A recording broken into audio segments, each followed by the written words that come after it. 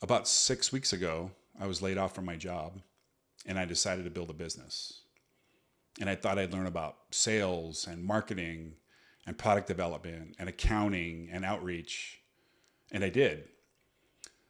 There's a few other things that came along the way that I wasn't expecting. The first is patience is not only a virtue, it's the virtue.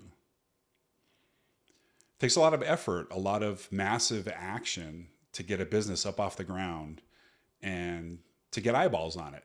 Having conversations, doing a lot of outreach, publishing, continuing to build, continuing to receive feedback and iterate.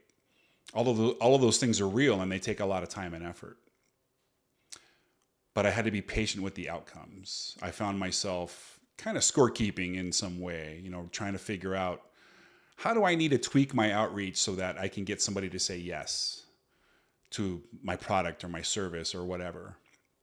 And what I'd realized was, despite all the massive action, the outcomes weren't going to come along right away. But I, at a deeper level, had to realize that all the action I was taking was going to create some value at some point. It's just that the payoff won't be immediate.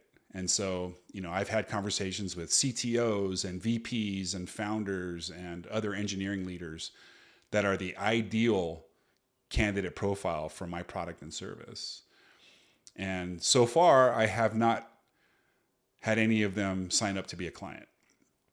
And keeping in mind that as an outcome, being patient, they're on their own time frame, they're on their own schedule. So being patient with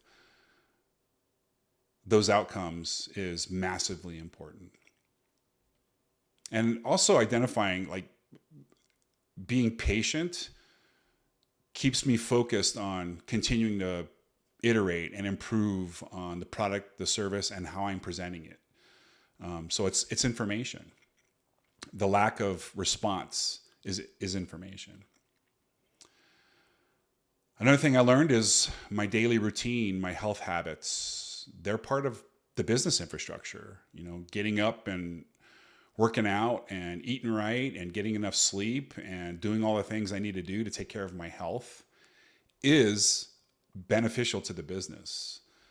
I get to stay sharp. I can stay on task. I can continue to contribute to my own schedule in a meaningful way.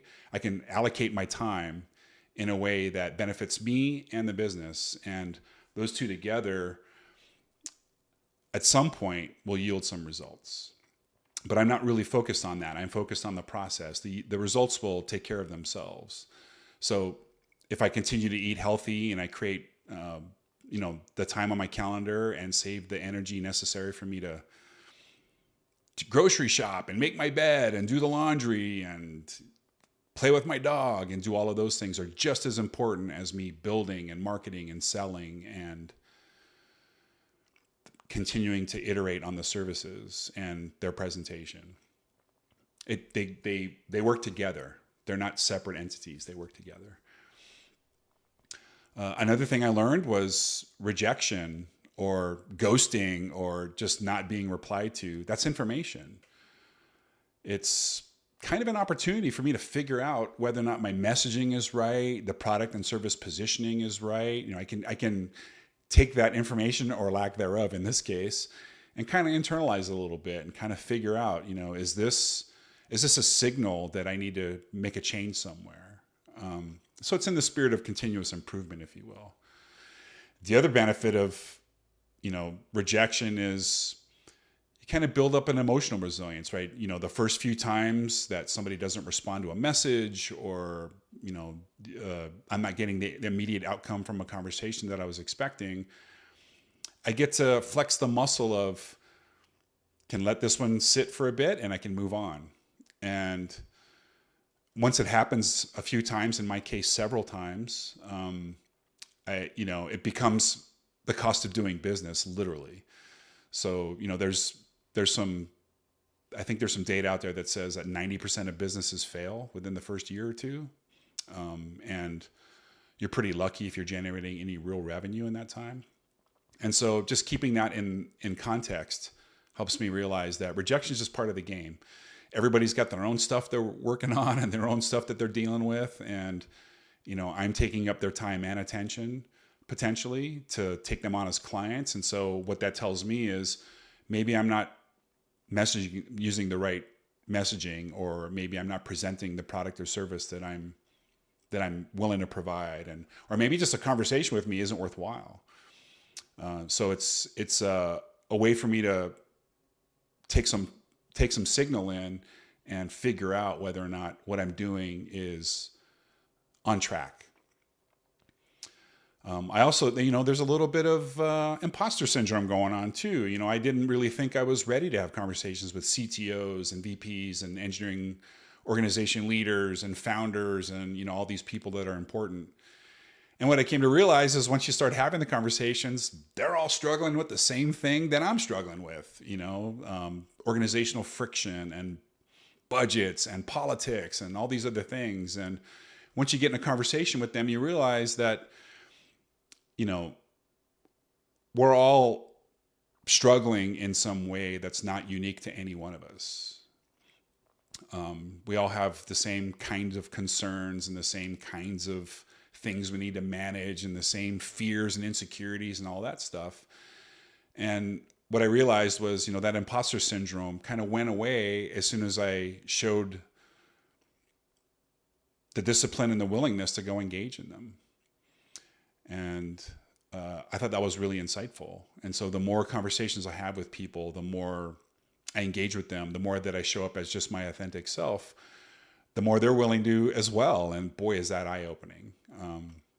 Go into a conversation with a very successful business leader, and you come to realize that once they start talking, you realize that they're struggling too. I mean, they have all kinds of challenges going on in their life. And so it sort of puts all of the things that put imposter syndrome in place, it kind of puts them to rest.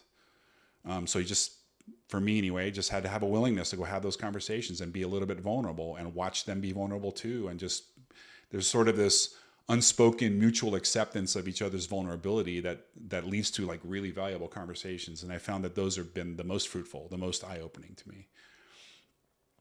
And the other thing was I set out to build a business. I create some financial stability, bring some value to the world, solve problems that I've been trying to solve for all of my career.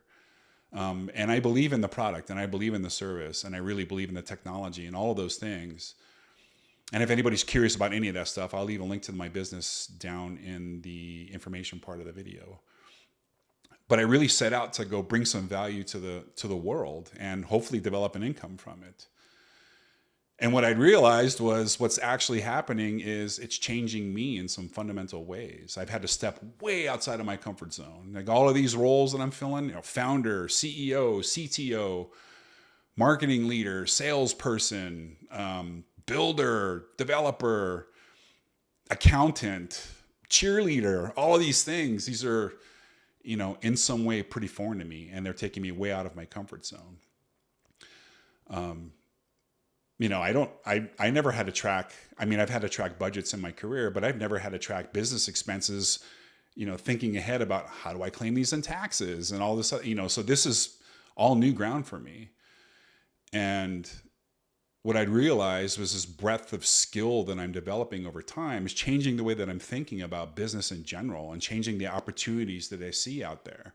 It's also changing my network, my close circle of people. I'm starting to surround myself with entrepreneurs and very business-minded people and people that are sort of seeing the world in the same way that I am. And the more that I try to develop these skills for myself and invest in the business, the more that I see myself being attracted to people that are like-minded.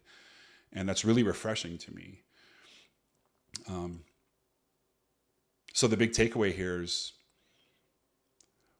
what I didn't expect was that the business would be building me.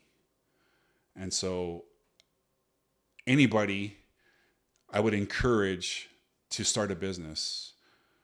I wouldn't recommend going my path, which is have a very long, relatively successful career, getting laid off, and then being forced into the position to generate financial stability to start a business.